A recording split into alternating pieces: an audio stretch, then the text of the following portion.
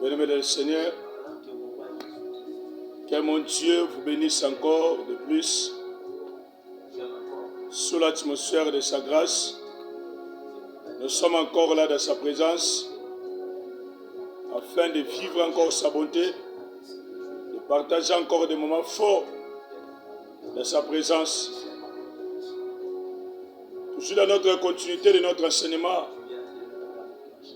que nous appelons école de délivrance, école Yabokangwami. Dans cette école, bien aimé, tu as abordé déjà ma sixième mingi. Aussi, quand tu n'as pas sur YouTube, au komona ba élément autre le qui déjà liboso.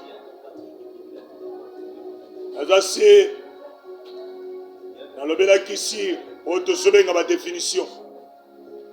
Dans le bela école déjà été lo. Et si comme la moto ya kapona ko partager, to pona ko za rectifier, to pona ko développer encore boyebi. Autre sobenga ndenge ba école esali to kenda kapona ko apprendre. C'est-à-dire, dans le terme français, le lieu d'apprentissage. La délivrance, c'est le bas qui n'a eu que Bokangwam. Et ça, c'est l'étape Mossus. Mais c'est l'étape Mossus. C'est que c'est l'étape de misère. On a une étape pour te sauver un bonheur. C'est l'étape de malédiction pour te la bénédiction. Il y a une responsabilité. Enseignement, je ne suis pas battu. Et so ya vie yaba kirtam toyo ke panabatu yaba réalité to kute na ba église yaba rapport yaba réalité. C'est à partir de là que to le ba sa responsabilité ya koyo ka manière ba pratique la délivrance ndenge zo sala mamabe yo na kati ya ba église le ba ndeko la biso na sa ignorance le lenge ba so vivre ba sa ba victime. Nous sommes parce que ça pas inconscient, tout est inconsciente. Dans ma il y a délivrance. Bien aimé, vu l'ignorance, et belé ya bateau lelo. Baba dit qu'on se posait la question. Monsieur Bazoloba, nous ressemblons à l'issue. Raisonnez, à côté de la pasteur Morazala qui a aventuré. Toboïté. Il y a des aventuriers qui sont bien peu basali. Il y a une responsabilité et puis ça met les bisous to kosuka na cadrage auto santé. To kokende plus loin na tela ba été lo nyoso. Pona ko permettre libota na nzambe eyoka. Auto solo ba délivrance. Si makambo yo lelo makambo etiami mabe na kati RDC. Yo to ba délivrance amai. Tona ba délivrance ma mungwa. Tona ba délivrance ma futa. Tona ba délivrance ya kosipa batu bilamba ya pembe ya noir. Tona ba délivrance ya bato ba créer ba méthode belé lelo. Bien aimé de le Seigneur, tona ba tomeni makambo. Pona ko simplifier et pona ko éclairer to sobenga libota na Nzambe. Yango tolobela ki makambo etali définition. Tolobela makambo le pourquoi. Tout le monde qui est important, c'est la délivrance. Mais toi qui connais ma cause, pour na kobika bola mo délivrance, faut monter ma cause. Où est ça la base échec naï. Tout en gagnant dans le Canada de Semaine chapitre 21. Bible sur le qui au temps de David, il y a une famille qui dira 3 ans. Après avoir la famille dira 3 ans. David a fait maintenant Tobengi constant. Constant il y a David. Ne David est ce que ne connaît Nzambe. Au moment David est ce que Nzambe Bible ne soloba. Après savoir que le Nzambe, Nzamba se révélé David et ça la cause. Cause ini.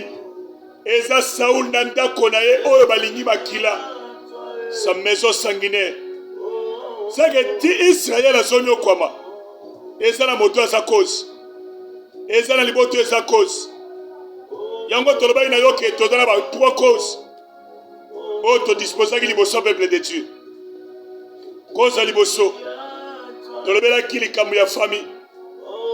toloba famille cause la mort à cause ya échec ya bato ya mibale toloba kike moto ye moko à cause de la paix cause échec na ye pe ya misa toloba ki environnement lelo tozo fongola branche moko o tozo benga famille na pesa yango sasa koloba ke fondement familial famille eza moko ya cause ya beshek ya bato ebele. Apôtre Paul azoloba na 1 Corinthiens chapitre 3 verset 9 à 15 azoloba élément moko très important azoloba nini car nous sommes ouvriers avec Dieu. Vous êtes les champs de Dieu, l'édifice de Dieu, selon la grâce de Dieu qui m'a été donnée. J'ai posé le fondement comme un sage architecte et un autre bâti dessus. Mais que chacun prenne garde à la manière dont il est bâti dessus.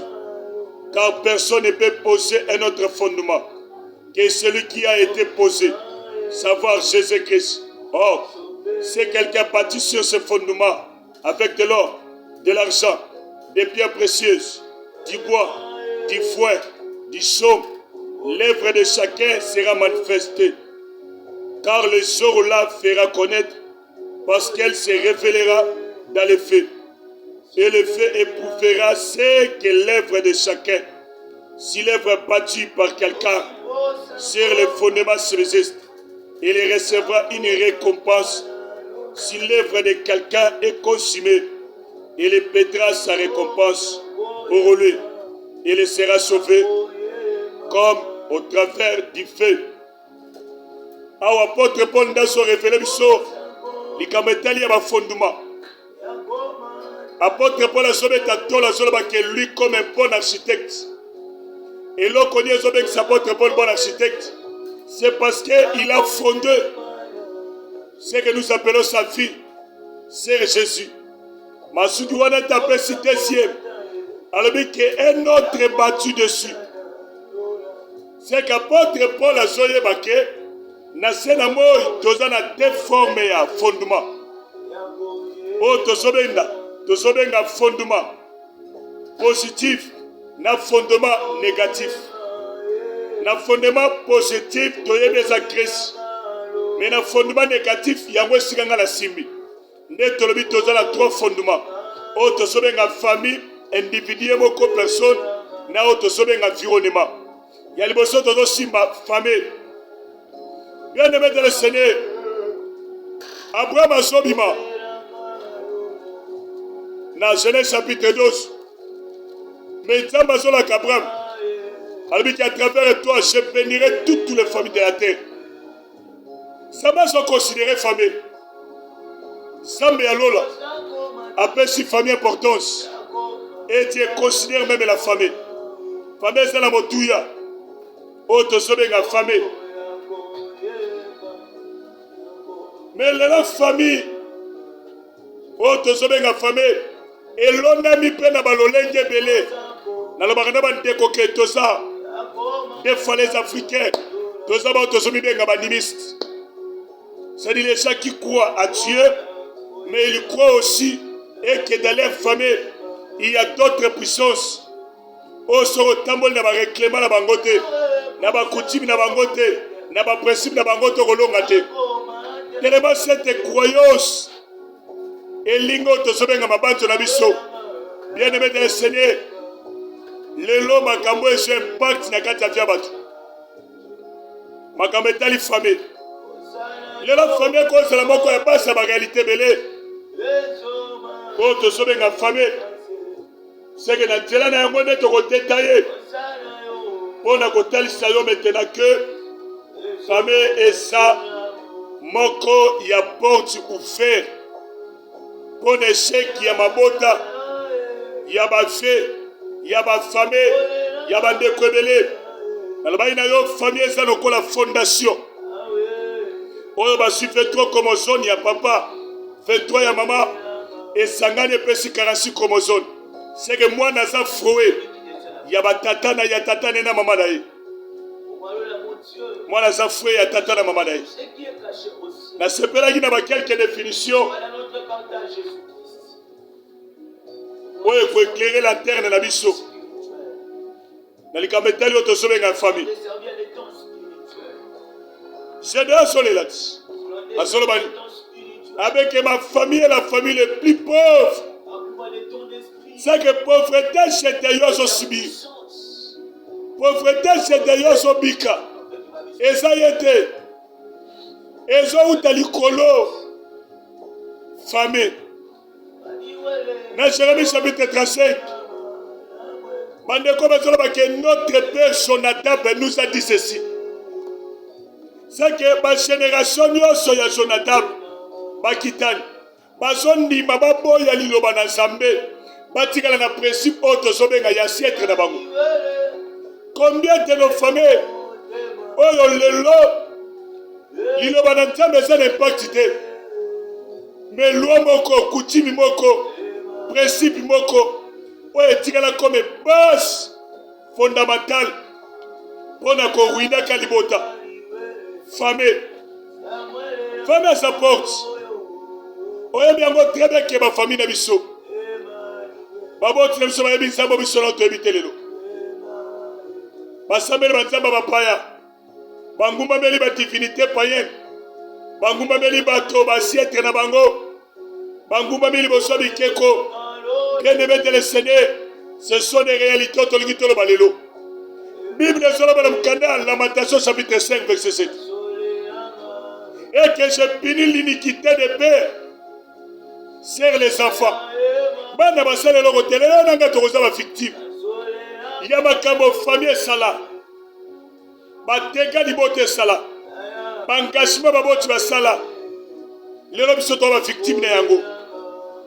Na pesa ki ona Mkanda ya Matthieu chapitre 27 verset 25. Bato bazondi mababo ma Yesu.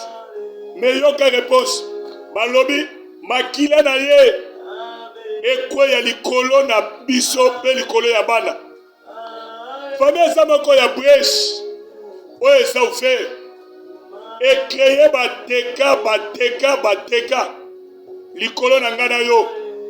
Lelo toza ba victime baseliba ya ba blocage ya ba limitation ya ba condamnation ya ba mami sorokita nyonso pona nini. C'est parce que porte moko efongwama ma brèche efongwama.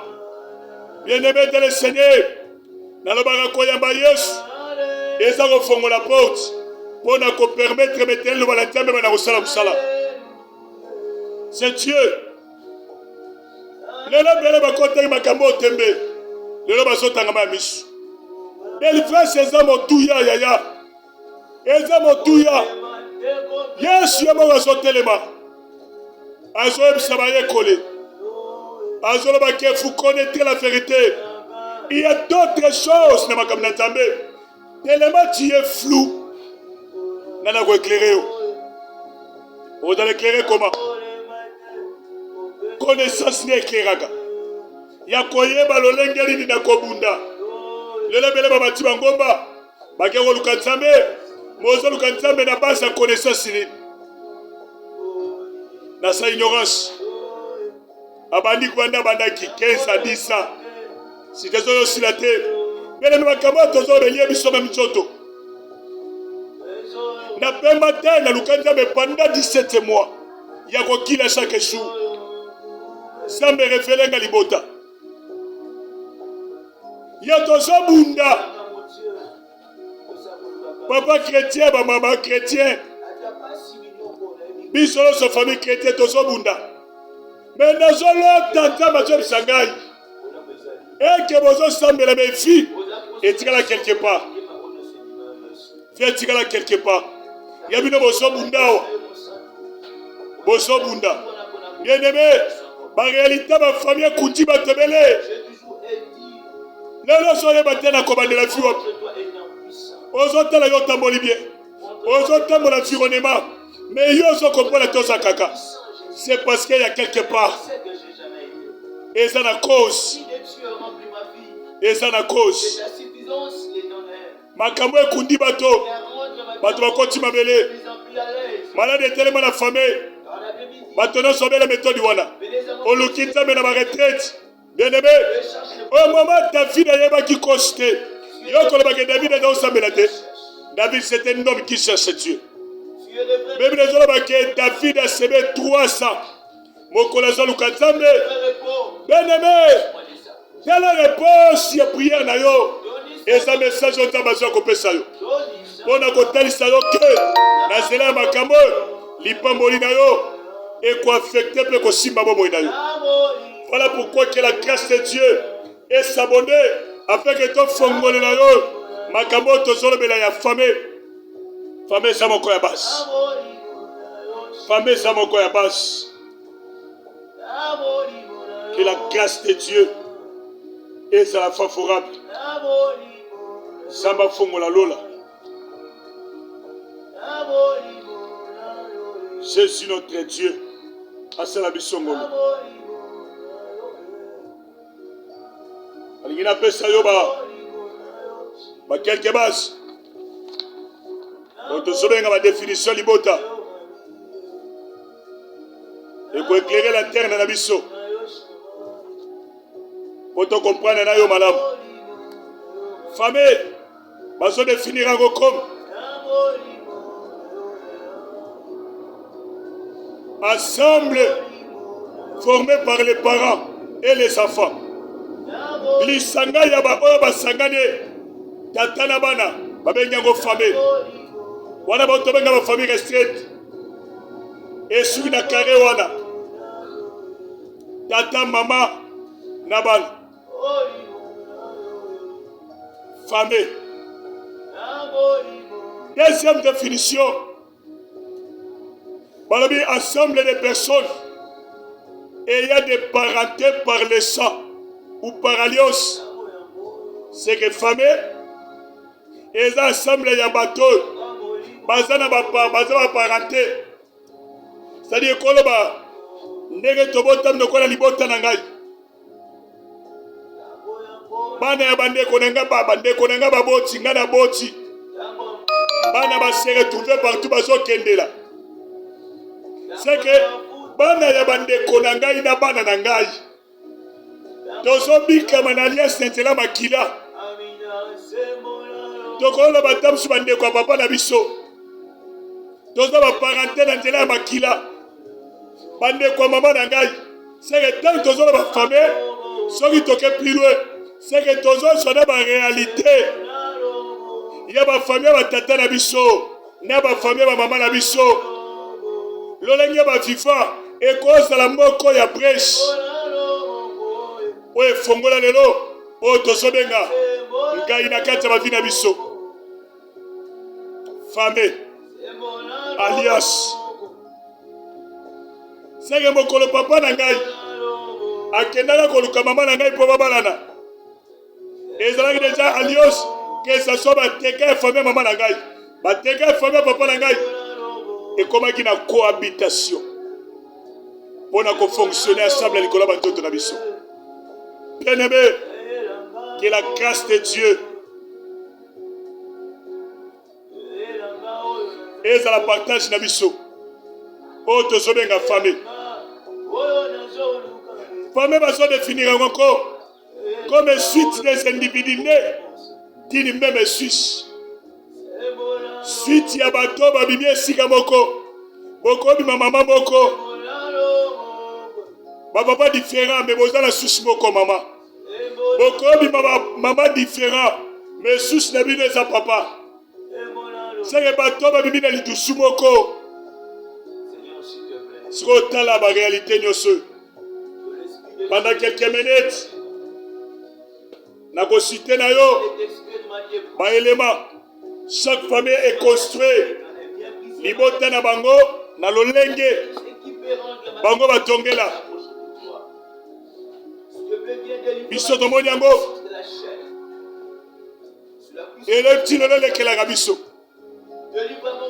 na l'église ya ba parents na biso batako kosambela na biso na kosambela ya bolongwe bato baye bakoti réunion il y a ma côté de ma tradition. Na lieu sacré ya Nzambe. Pourquoi? Maman tu es là qui branche toi na ma côté. Et que comme ça, on a fait. Que Dieu nous fasse grâce. Quel que est le fondement, Yamabota, chaque famille a sa façon de construire. Chaque famille a sa façon. Toi, tu as ma famille cause. Oh, tu es pour la biso tobika na kodia. Et ndenge na bango. Toi, tu as ma famille baza.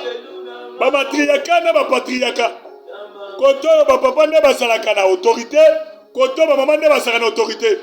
C'est que nous sommes joueurs spirituellement bien aimés dans le Seigneur. Pendant quelques minutes, nous allons éclairer les détails. Autre chose, un fondement familial. Premier fondement. Deuxième, autre chose, un fondement base. Base à l'ibota sorcellerie. Yabato batonga. L'ibota na bango na kindoki. Kindoki comme base. Kindoki comme fondation. Et comme racine. Et à Moboko, bango batonga libota la kindoki. A senemo kwa kolanda yo. A tozo tanga na baba, ba fondement. Bien-aimé, libota kindoki komona mnyoso koma molele.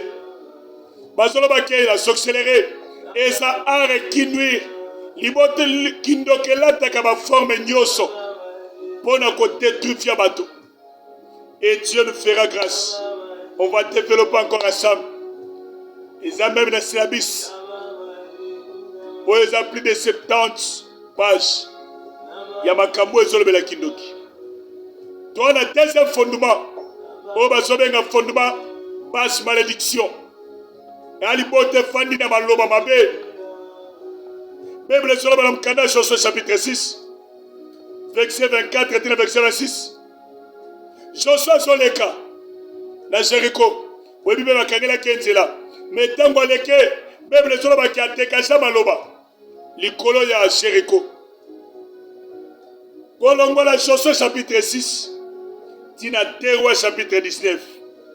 Et ça l'espace il y a 540 ans. Mais mon collègue Lisa to telema. Pour ko telema la maloba Josué telema. O alobaki. Maloba. Libote fanda na maloba. Maloba prosama elonama.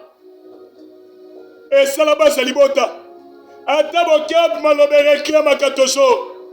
Et Dieu nous fera grâce. Il y a qu'à développer cet enseignement. C'est la mission de sa permanente. Et Dieu vous fera grâce. Pour nous bénéficier de ma cambouille. Tu as ma base à ma fondement. Auto sobenga. Ma côté. Na ma tradition.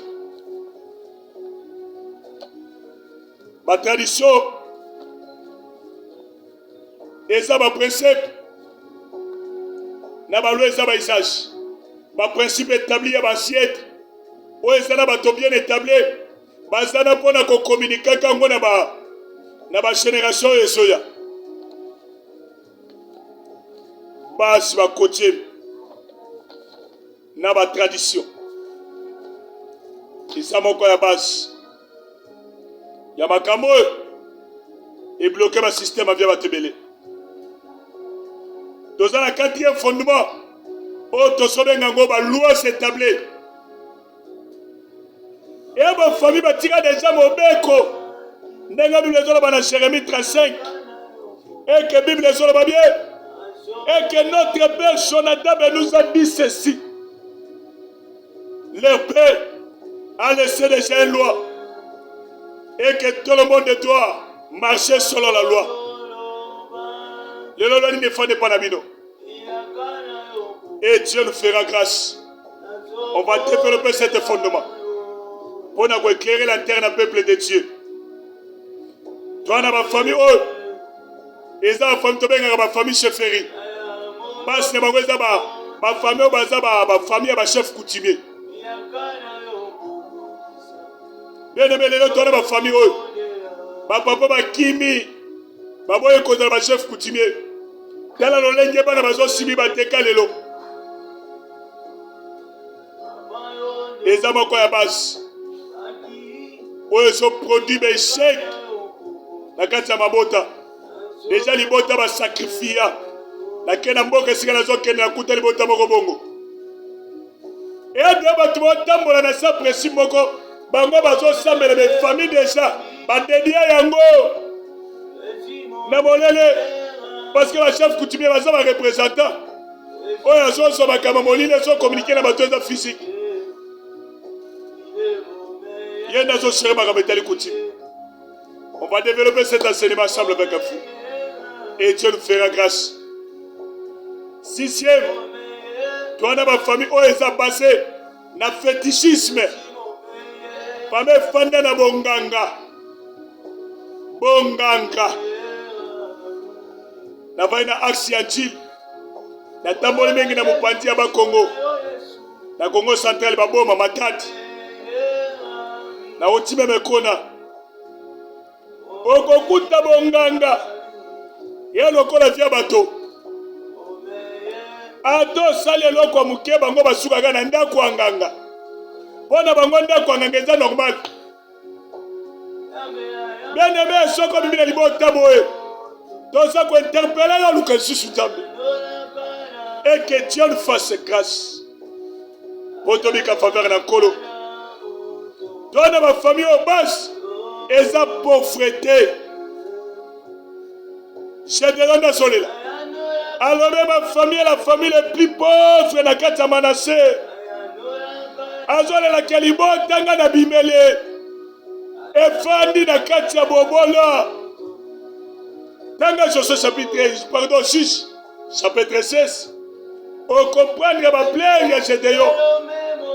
C'est pour t'éclairer seulement que makambo tozola ma bien-aimé eza po ete peuple de Dieu fongo la notion on comprendre esika nini yolonami tona ba famille efandi na ba base inceste bano babanda kobimela parce que oyo alongwaka kweyaka na mwana oyo ya fame babotamaka libota moko ye bakwea bien-aimé bakweyaka eza moko ya babase ezokreye beshek lelo mwana akomi koefula ezokompona te bana bazokwea bango na bango bokomponaka te boseretuvaka na bandeko na bino ya famille ya bana tata mwasiya ya bakokoya nyonso parce que diable déjà dans la contrôle ya départ na bino tant que départ eza contrôlé na diable bien aimé ko se sortir te yango tomemelo message oyo eza na bafamille oyo efandi na idolâtrie